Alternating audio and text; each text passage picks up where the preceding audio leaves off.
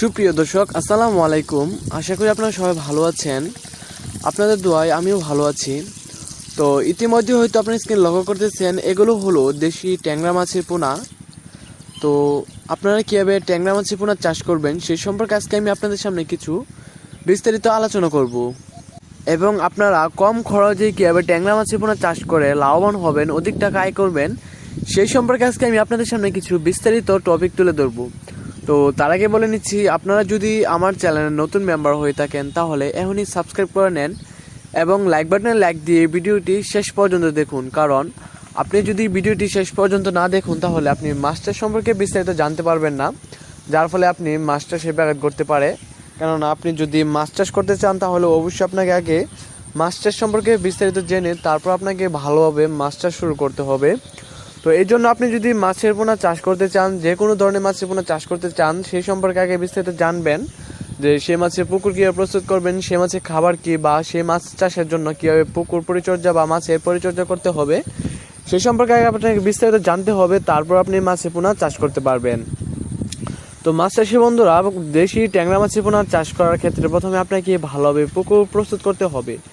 ভালোভাবে পুকুর প্রস্তুত বলতে আপনাকে এমন জায়গায় পুকুরটি প্রস্তুত করতে হবে যেখানে আপনার পর্যাপ্ত পরিমাণ সূর্যের আলো পড়ে, এমনকি বন্যামুক্ত থাকে, আবার আপনার যেন পানির সাপ্লাইং ব্যবস্থা থাকে, এমন জায়গায় আপনাকে পুকুরটি প্রস্তুত করতে হবে।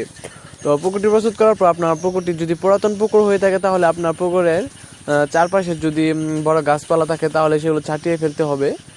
কেননা আপনার যদি পুকুরে যদি বড় বড় গাছের পাতা পুকুরে পড়ে, এতে করে আপনার পুকুরে পানি নষ্ট হয়ে যাবে, পানিতে গ্যাস হয়ে যাবে, তো এতে করে মাছ মারা যেতে পারে। তো এ বিষয়টা অবশ্যই খেয়াল রাখবেন।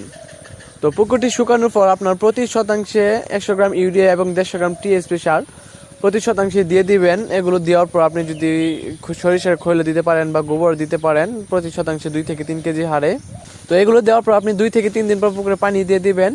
আর অবশ্যই যখন পুকুরে পানিটা দিবেন তখন পানিটা ছেঁকে দিবেন, কোনো একটা হাপা দিয়ে বা জাল দিয়ে পাতলা কাপড় দিয়ে পানিটা ছেঁকে দিবেন, যার জন্য আপনার কোনো পোকামাকড় না ঢুকতে পারে বা রাক্ষসে মাছ না যেতে পারে পুকুরে।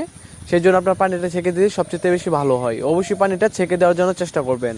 তো পানি দেওয়ার পর আপনি ভালো এবং উন্নত মানের মাছের পোনা পুকুরে মজুত করতে পারবেন। 3 দিন পরে আপনি মাছের পোনা মজুত করতে পারবেন, 3 থেকে 4 দিন পরে। ভালো মানের পোনা বলতে এখানে বোঝানো হয়েছে যে আপনি যখন মাছের পোনাগুলো পুকুরে মজুত করবেন তখন যেন এক সাইজের মাছের পোনা হয়, ছোট বড় না হয়। আর অবশ্যই যখন মাছের পোনাগুলো সিলেকশন করবেন তখন জিজ্ঞেস করে রাখবেন যে বুট মাছগুলো কেমন ছিল।